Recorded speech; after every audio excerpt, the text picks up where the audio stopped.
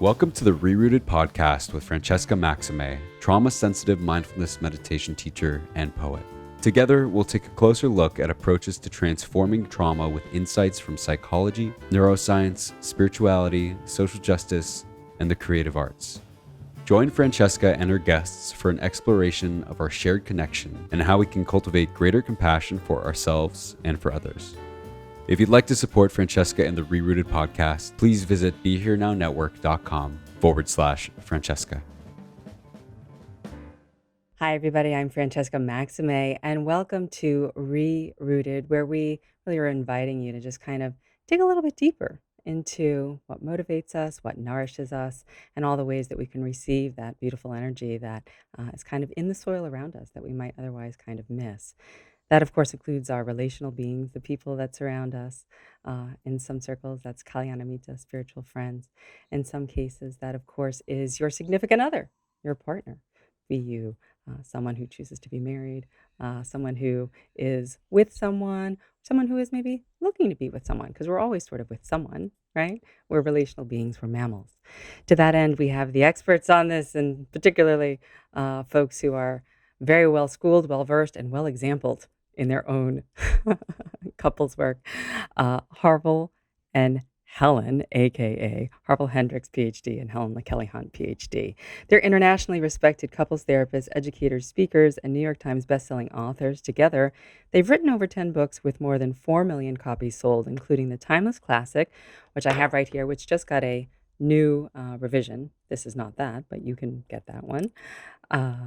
Of course, Getting the Love You Want, a guide for couples. And in addition, Harville's appeared on the Oprah Winfrey Show a million times, which is great. And they have had their own relationship issues, as I've alluded to, which they may share a little bit out, as many of us have. And they really created Imago relationship therapy to promote the transformation of couples and families by creating a relational culture. I just want to bookmark that. They really want to create a relational culture. Right, yes. We're sort of in this transactional culture now. This is trying maybe a throwback to a relational culture, God forbid, that supports universal equality. And in addition, they've developed resources that help couples, families, and educators strengthen their relationship knowledge and skills, and they're co-founders of Imago Relationships International. Welcome, Harville and Helen. Thank you so much for joining us today.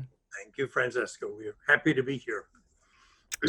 Yes, namaste. It's a beautiful thing. So out of anything that I said in the introduction, did anything sort of pique your interest that you might want to mention or talk about, or should we just dive right in? Well, I do have a response to, and I'm delighted that you used the phrase that what we are currently engaged in and committed to is a movement and activities toward creating a relational culture. And that is a radical shift from the culture we have grown up in the Western world, at least for the past 200 years, which has been focused on singularity, on the individual, on the isolated person, on the self, without reference to context, without reference to the fact that we do live in a culture, and that the culture is not just a container we live in.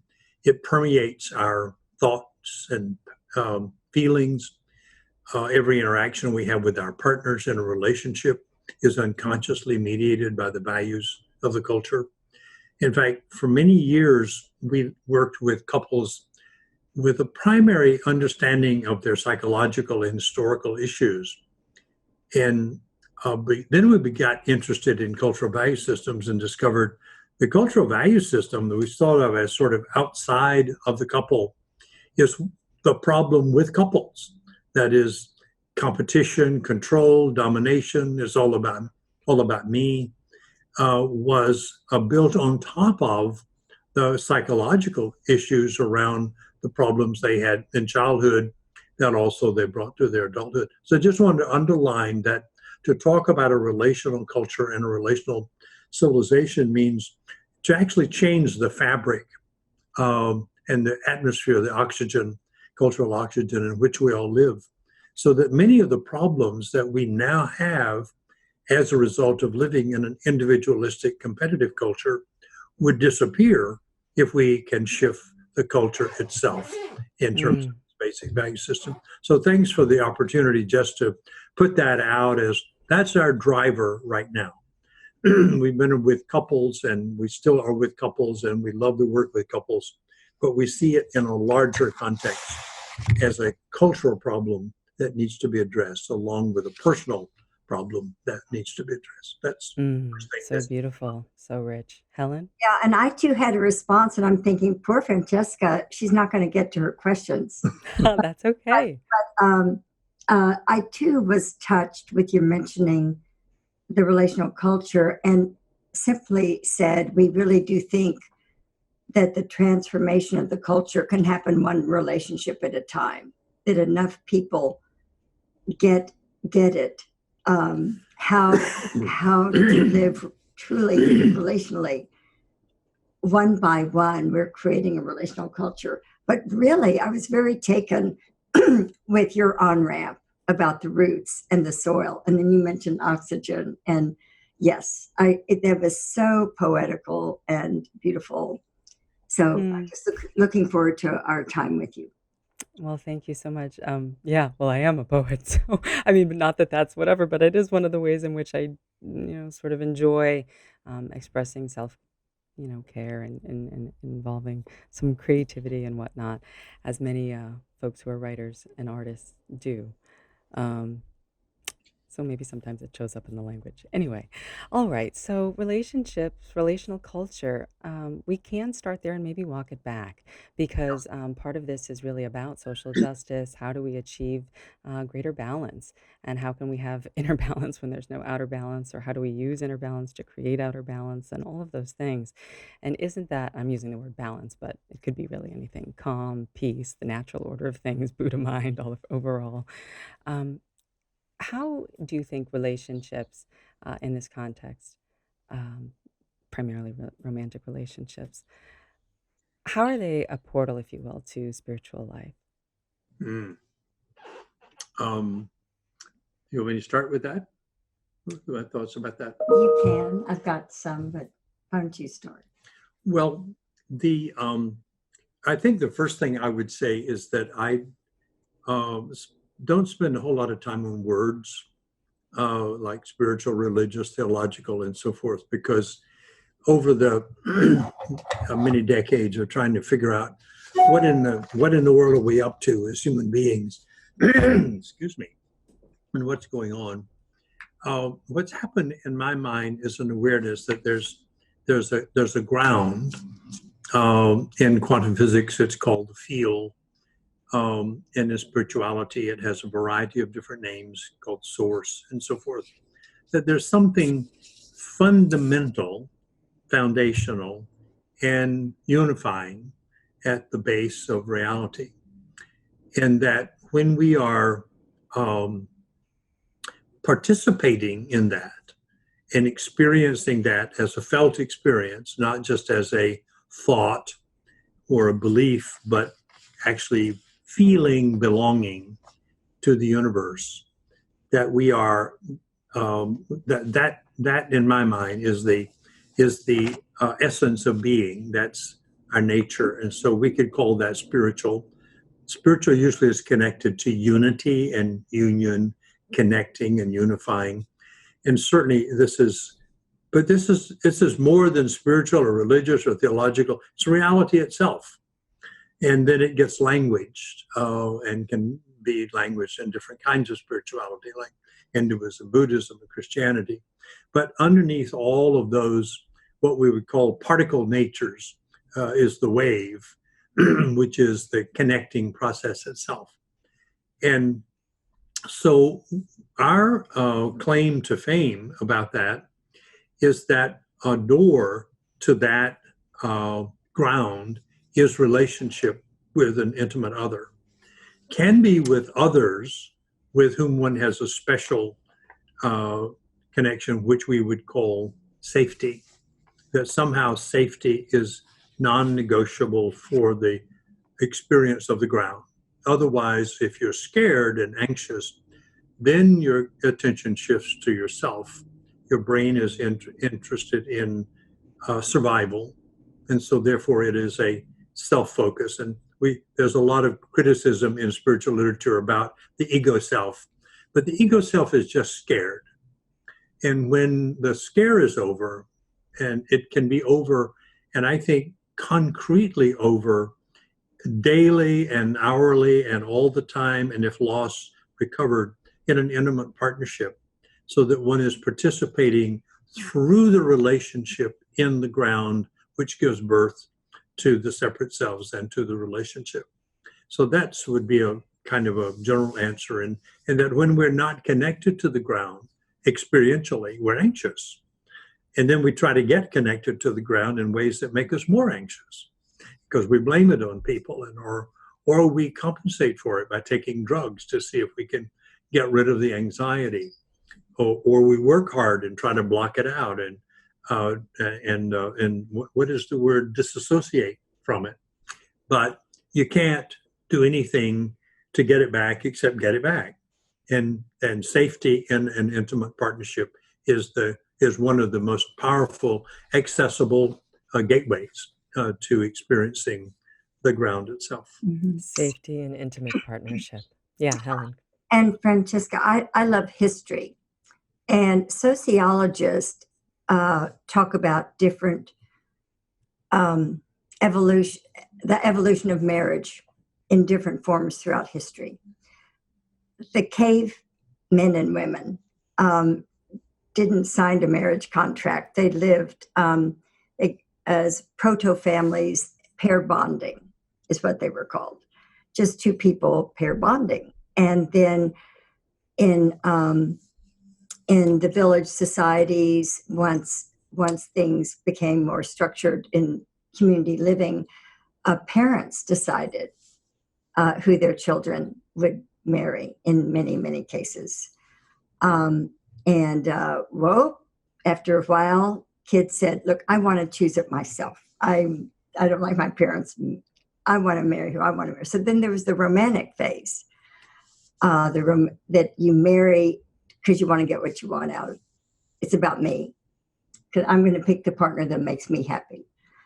And we think we're on the cusp of a new kind of marriage, which is a healing partnership.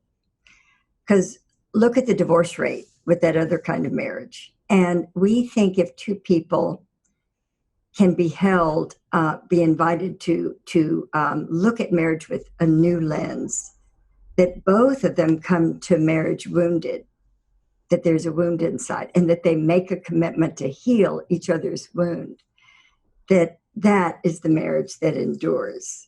Wow. I know I suggested Harville one time a play on words, that we come with a wound. We have a hole in our heart, HOLE. But if the two people's holes touch in a relationship, it becomes holy. And if two people can think of each other, that whole, as something holy to love and care about and learn sacrificial love, you become whole. You can become whole. WHLLE.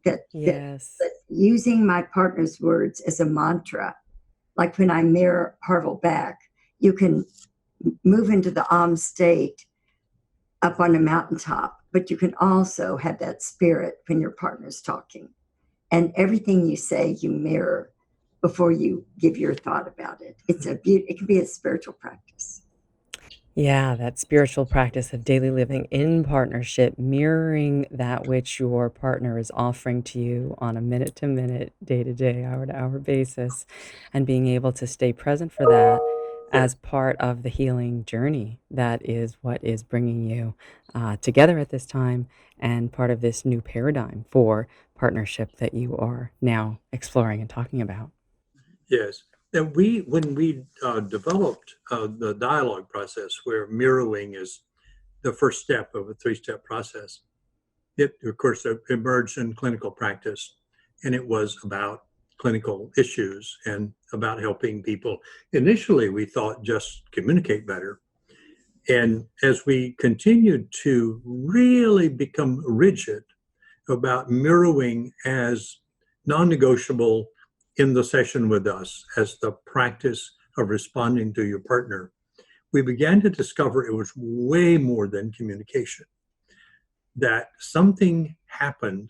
And we've looked now at the neurophysiology of mirroring and the neurochemistry of mirroring, and find that when you are fully mirroring, you actually activate the prefrontal cortex, and that calms you. As you activate that, calms you, just as it calms you when you're in a meditative state with whatever meditative object you have. And that regulates also your emotions, so that you begin to get an integrated brain while talking with your partner from a mirroring perspective. It creates the safety that's necessary to drop the defenses and become vulnerable enough to receive. And Helen came up some years ago with the space between, which was kind of a borrow from, but elaborated it from Martin Buber, that this space, and you may want to elaborate on that, the space between is where God shows up. And God does not show up in the empty firmaments of, what is that phrase? The empty firmaments of your mind. That was a Dostoevsky quote. But yeah, Buber says that two people moving from I it to I thou, the universal energies of love flow between the two people and reside in the space between. And God takes residence in the space between. Back to the holiness that you were speaking of earlier. Yeah. Right. And the two are one. It's not like you go spiritual. It's all of this is the same thing. That when you're grounded in being, experiencing the ground, which quantum calls the feel, which is the source, when you're there, you can have that as the qualitative energy of the space between you. And therefore, you are now what you are, our essence, or whatever the word is, of being just right, being what nature meant us to be, or God meant us to be. And when we're out of that space, it sucks. We do all kinds of crazy things in reaction to the rupture of the connecting, to get back to the connecting. And what most couples don't know is all the things, as I said earlier, all the things they try to do make it worse. Right. That you have to go back into the mirroring interactive work with your partner, so that you can move back into safety. And I think the thing about holding each other in safety is what the healing transformation ultimately is. So much is coming up for me. I think this is just great. One of the points is, and I'm playing devil's advocate, is well, why do I have to do that work? Because I didn't create them with these wounds, And of course, Helen, you already said that, well, everybody comes into the relationship with some wounds. So that's a big admittance right there, because some folks don't believe that. They think that they're fine, right? Yes. And maybe some are, along a different kind of spectrum. So the point would be, what's the benefit in that, right? Me doing this work of mirroring, yes, right? If it's not quote unquote my problem. So how do we own it, have that investment in it, right? How do we make that shift? And then also the idea of how do we maintain differentiation? Because we don't want to do the ooze, we don't want to do the merge, we don't want to do, but residing in that space of source energy, or however it is, being a part of that process of wave, being a part of that flow together through these processes of mirroring and witnessing, right? And all that neural integration and prefrontal cortex online that helps us actually be rational beings and be able to speak to one another a little bit better, as opposed to just fight tit for tat. How does that work to the folks that might say, well, I don't know if I really want to do this. What's in it for me? Well, I think the start at the point you said is that we don't much have a choice about whether or not we're wounded. That seems to be the universal human condition, that we're not evolved yet enough as a species to know how to rear children and hold them in the relationship to the ground or the field through infancy, childhood, and to their adulthood. Nobody knows how to do that.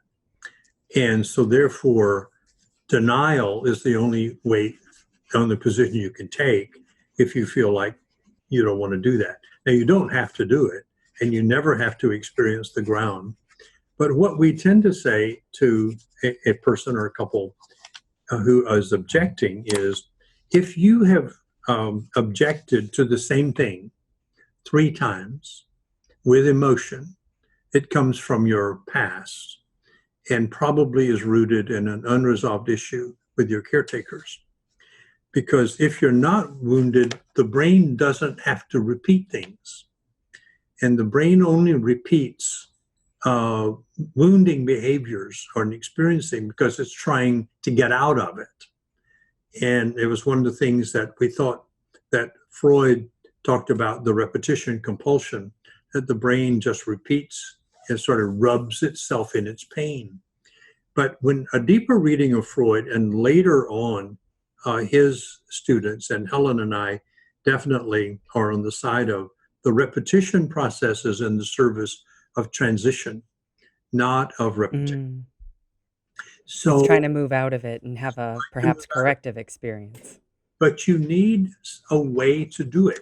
It's sort of like a car and you're stuck in a mud hole. You can get in there and punch the gasoline, punch the pedals, spin the wheels, and stay there going round and round. You need to put something under the tires. And what we've discovered is that the thing to put under the tire is the dialogue process for couples. And that it's just amazing. In sometimes 20 minutes, a couple has moved from polarization to at least relaxation and to a feeling of safety and begin to connect. And so there has to be this engagement, but it has to be done in such a way that it holds each in safety. You can't just randomly do it, can't throw mud at the wall and hope it'll stick. There are technologies that work, and then there are efforts that don't produce anything, that have a great deal of status, but people don't change with them. And it's like in meditation, sometimes people say, well, we can meditate ourselves around this. And my response has been, tell me how meditating helps you know how to talk to your partner. Meditating can ground you and calm you, and you can know how to operate. But when you turn and look at your partner, it's like we talked earlier about I'm blocking his name now. Cornfield. Cornfield. Oh, Jack, yeah. Jack Cornfield. You know, when you look at your partner, that's a shattering experience. And you got to say something. And most of us say things that polarize with them, even though we've just meditated. So there's a technology and a skill to using language with another person. That in itself is a meditative process, which holds Helen so that she's not scared when I talk to her. And it shows me so that I'm not scared when she talks to me. Then we can do this cosmic thing of relaxing the defenses, and then the universe is what we participate in. But you have to practice to make this happen as a daily and sometimes an at will experience. Yes. Helen. Yeah, and I'm picking up something else in your question about differentiation. Harville and I were with Maddie and Frank about 3 weeks ago, and we don't know them very well. Neither of them had had a good marriage until they were about 50 or so, and being with them, they were just precious. They were so much in love. And how old are they? I actually don't know. Okay, it's hard for me to tell, but maybe they've been married 10 years or 15. I mean, maybe they were, they had bad relationships until they were 45. So the last 15, they're together and just madly in love. I said, after the end of the evening, we said, what do you all do to stay so happy? And because they're so connected, they're so joyful. He said, well, even days of the calendar, she makes the decisions, and the odd days of the calendar, I make the decision. And I just thought that was so brilliant. And they knew our work, but like that was the bottom line. Like, and I have actually talked with Harville, and there was a time in our marriage when we were recovering from being called the blended family from hell, and our kids threatening to go on Oprah and tell Oprah what we were really like and all that. So we added some things and we turned our marriage around. But one of the things was to get a calendar, and I called them off-duty and on-duty days, that I would be on duty by the time we go to bed at night, that I make sure we're connected joyfully. And the next night, maybe we've had a great day, and his job is to make sure that we go to sleep connected. But maybe we've had a big fight. And it's his job to fix it before going to bed. And that has really, we call them on and off duty days. And I don't think that's really not a major part of Imago theory, but that really can help with differentiation as well as the connecting. Yeah. And, Helen's been indispensable in creating Imago, and also contributing specific ideas as well as exercises. And that's one of them. I remember I was very resistant to that idea. Well, yeah. I overfunction in the marriage, so I was supposed to have everything fine at the end of the day. Right. But God forbid, then you're the nag, right? You're always trying to fix it. Yeah, sulking and on duty every day. Yeah. Not have the one day off. And also, Helen, talking about marriage as a window, Helen also came up with dialogue, actually, and it was a necessity. We were in our first year, not of marriage, but of dating. And I think we started off with an argument in our first date. We often still wonder, how did we ever wind up marrying after 5 years of arguing? Oh, we're the adversary, huh? Really that's was. a way to think about it. And we were in the midst of a huge fight. And being a therapist and finding myself in the middle of that sort of outrage was really embarrassing. But somehow we hadn't discovered dialogue then. And Helen yells out, in fact, "Stop. One of us talk and the other one listen." So this alteration thing came up in her mind many years earlier. And it regulated us in that moment and became so interesting to my theoretical mind and clinical mind that I took it to the clinic with couples. And because we'd been working on how to help them solve their problems. And it began to discover it wasn't their problems that was their problem. It was the way they talked about their problems that was the problem. Right. So the dialogue process became the container for holding polarizing content without polarizing around it. Right. So we started off with mirroring and eventually got to, validation. It makes sense. I can see the sense you're making, and to empathy. I can imagine when you have that experience, you must feel angry or sad. And by the time you go through that 3-level process of responding to your partner, you are in an integrated state and they are in an integrated state. And then when you shift, you just keep deepening that. And it was so amazing and almost embarrassing to discover that the only quality you had to absolutely be consistent about was safety.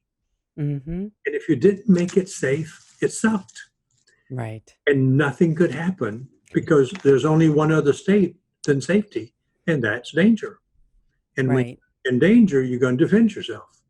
Are there floors for safety? Like, are there pillars of safety that you can put up to keep you sort of, to keep the building as safe as possible, the building of marriage, that you erect as sort of pillars that kind of keep it going?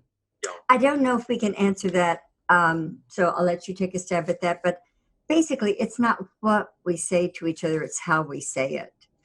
So it's learning to raise issues with your partner in a way that they don't react negatively, which means you ask, is now a good time for us to have a conversation about blank.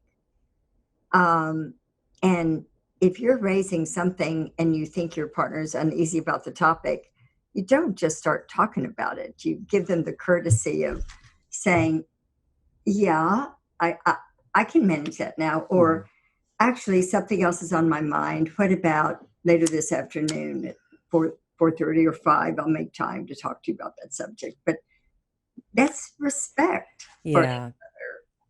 Yeah. Beautiful, real respect. And what I hear in that is that there's a real attunement, but there's also a willingness to be able to risk, sort of checking in, right? So I could check in, see if this is okay right now, and if it isn't, the whole abandonment issue is something. If it were to get triggered or Also, something, it's respecting someone's boundaries. Yeah. hmm They're your partner, whoever they are, they're busy, and you're busy too. Yeah.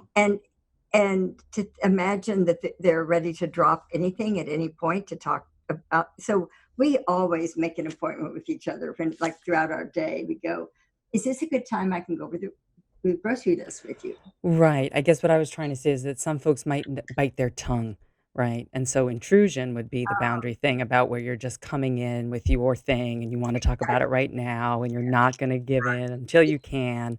But the other part is the one who doesn't say anything and doesn't want to go forward. And the Right. reason why I brought that part up is because I wanted to get to this next question here is how does childhood affect our relationships?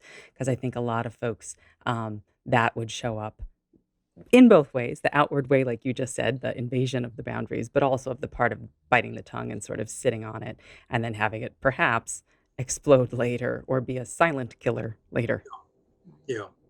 Right. And that has its roots in childhood, and in the sympathetic and parasympathetic sides of the autonomic nervous system is the neurophysiology of that.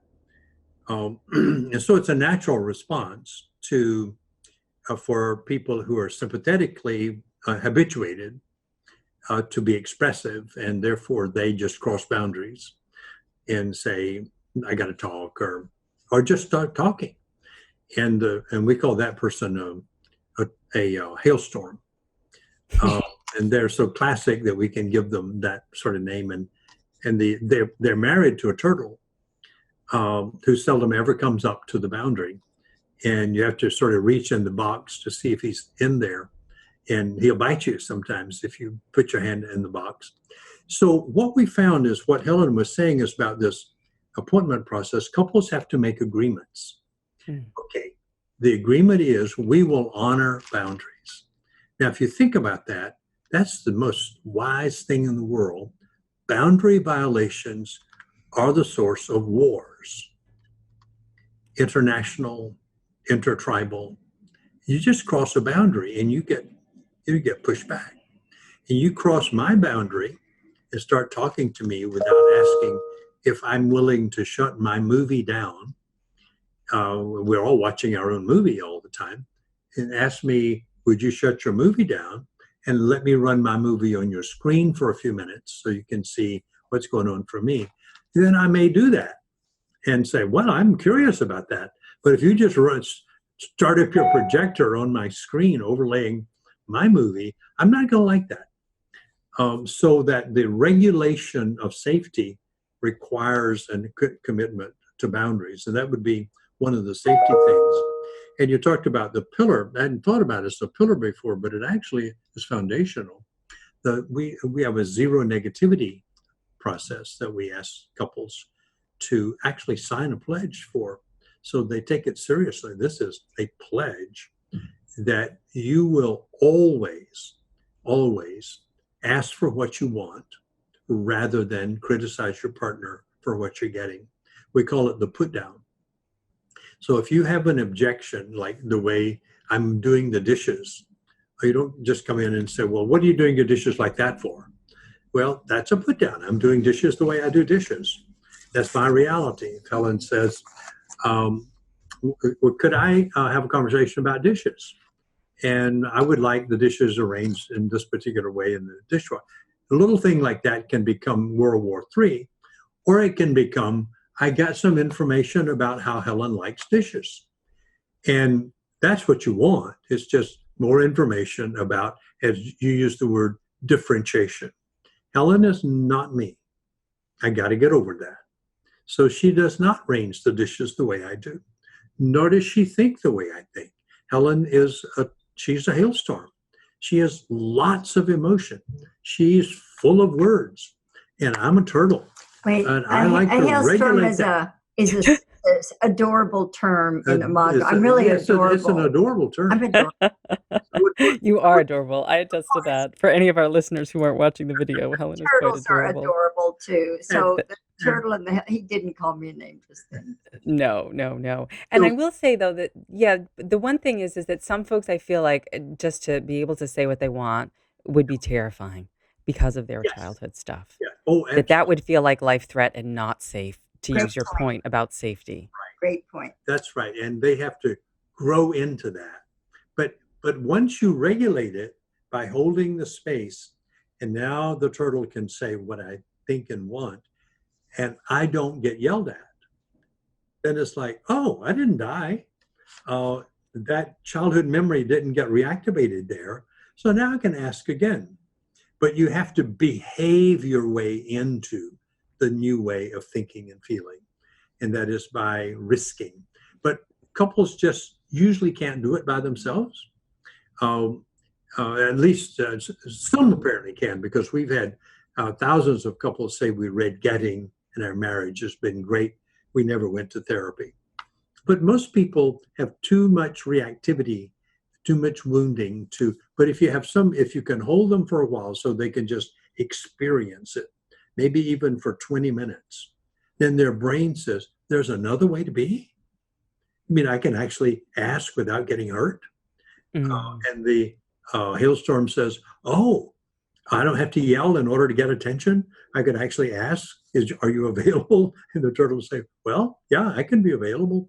So that those behavioral micro changes become then the building blocks for a whole new way of being with each other. And you use the word differentiation. You really have to differentiate to know that Helen is not me. She feels that, thinks that, and that's her, and that's fine, and that's wonderful, and I adore it. And the same way the other side. Then once you get over all that, then you become what we would call passionate friends and live in a conscious partnership. And then life is worth living. Up to that point, it sucks. Yeah, I really think, well, it's not fun to be around threat all the time, or to feel as though you're in threat, or in danger, in a dangerous environment. Exactly. And that kind of gets to the next point is can the relationship work if only one person's willing to work on it, or can somebody, or does someone need to do stuff on their own before they're ready? And this is a little bit of a question for singles out there who aren't yet in partnership but who want to be. No. Who have wounds that they would like to sort of heal as best as they can. You want Helen? to go on with that? If you're single. Why don't you start? I've got a comment. You got a thought about that? Well, that question comes up a lot, and especially now that singlehood has moved from being a bad thing to being okay to be single, which is a good thing. Back when we wrote Getting in 1988, being single was a deficient mode of being. So it's changed in the past 30 years that singleness is a chosen lifestyle, and nobody has any right to criticize that. But if they do want to, are in a relationship, not married or married, and they don't have a cooperative partner, the question has come up, what do I do? How do I get my partner to dialogue? And we experimenting with this for 20 years, so it's a kind of an educated response, is that if you want your partner to respond to you differently, you must respond to them differently. And the difference has to be that it's okay for them to be who they are, and for you to mirror them back and say when they're talking, but not expect them then to say, now, what I just did for you, would you do that for me? No. Right. That's not what you do. You mirror them back, and you stay in your integrated prefrontal cortex and mirror back and say, and get curious. Is there more about that? something happens then in the brain of your partner, and it's called a uh, neurochemical shift, because they're scared with cortisol, and you mirror them back. Their brain automatically starts producing endorphins. They now feel better around you. And now they can become curious and say, what are you doing? This is the best conversation I've ever had. I've never felt you being They're so. like hypnotized by your presence.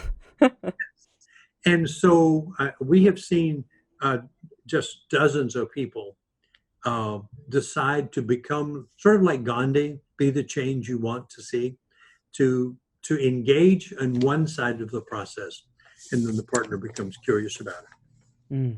Helen. I think I'll make a comment about maybe the partner isn't doing much, and what do you do that, or on the way to making a commitment, you just don't know if both are really engaged. And I think a really powerful thing is if it's your birthday or end of the year holiday or a special day, you ask, hey, why don't we go to a workshop? I really want to learn what I need to do. Yeah, that's a great way to invite them. For you to feel safe in our relationship, or I want to be the kind of partner that you really enjoy, and I'd love to get some coaching.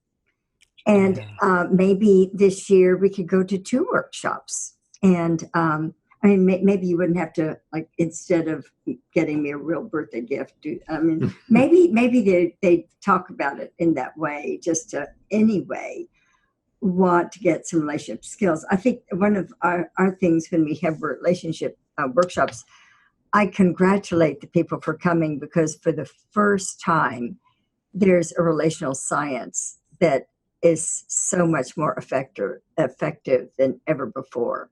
Like at our workshops, people learn things, so try to make them feel really great in the room, that most of the world doesn't know. They're getting cutting edge advice, and there are many between us. There are many other ways other than our workshops to get wonderful advice. But anyway, to say that to your beloved or someone that maybe you just both of you want to practice until you find the right one.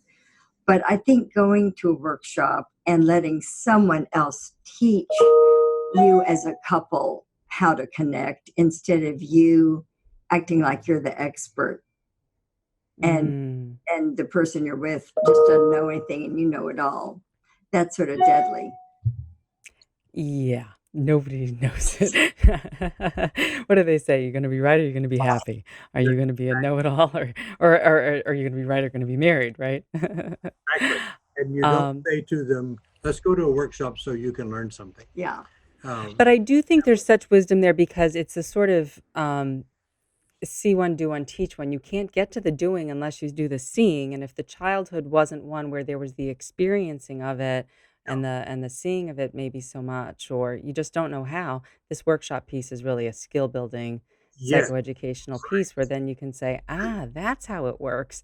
I can try to do that or emulate that a little bit. I can see how it's happening. Yeah, right. And that's right. At the workshop, they actually see its embodiment in the demos that we do. Then they have 40 or 50 couples around them practicing it, and they're in this group, and they began to see, so that's what it looks like. And look at that couple over there who were not glaring at each other an hour ago, now embracing each other. Some of the learning really accelerates in a group process. So we really recommend people take advantage of that. Yeah, and as we close, because I know it's time, this kind of makes us full circle back to where we started in terms of establishing and really cultivating this relational culture, because you were just talking about the group process. And in that way, we're in this relational field in partnership, and then in our family circles and our friend circles, but in that greater sort of, small tribe, larger tribe, with our communities, networks, schools, places of work, that kind of thing, that when we're around people who don't so much have this capacity, it does have an impact on us. And Yes, we're around people that do have this capacity, it also has this deep physiological impact on us yes, also. So yes. how is it that we can still continue to not only build and cultivate our capacity, but continue to bring that into arenas that may not be as strong as a workshop with you two? Harville had an idea several years ago to try to get this out of the clinic and into the public. And talking with some of the other relationship scientists, they agreed. And we're actually doing an experiment. We've moved to one city. We were in New York and we moved to Dallas. And we're getting out something called Safe Conversations. We're teaching couples to shift from conflict to connection. But this process of talking is, yes, it's for the couple and the family, but it's for the first responders, it's for schools, it's for any ecosystem, corporations, the Poverty Task Force here in Dallas. So I don't know if that's the kind of answer you were expecting, Yeah. but Well, we yeah. are very passionate about our work in So the Dallas. culture has no relational knowledge as its base.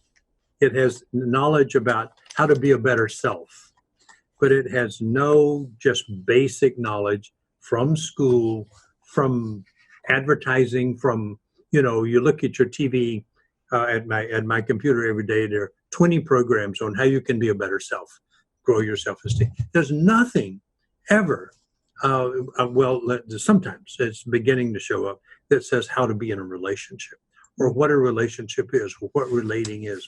So Helen and I have taken on the job with this relational culture thing of bringing education as the missing element in the knowledge base of the Western world.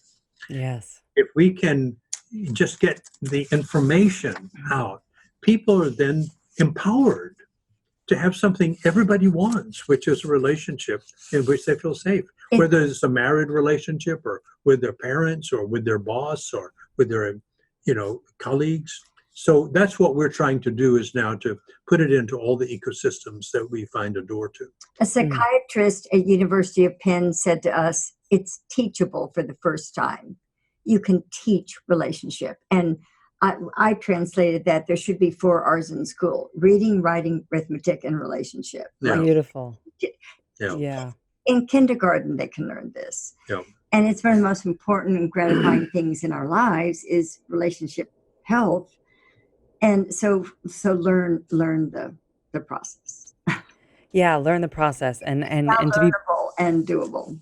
it Right. is it's skill building, and there really is, there are great resources for skill building, and we do so much of that, like you said, as an individual, for our own selves and our own needs and our own, sort of corporate ladder business. But to really do the relational skill building, there are toolkits out there Yes. that you offer now, in vivo and online, and in books like this one, Getting the Love You Want, which just had the 10th revision, that it just came out.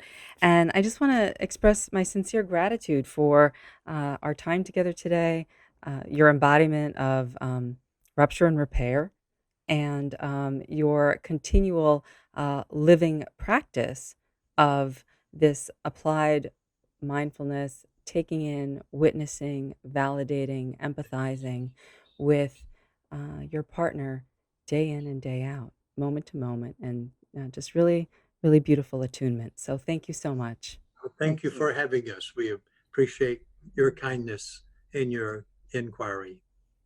And It's wish my you It's been lovely. well. Thank you. Thank you. my pleasure. Take good care.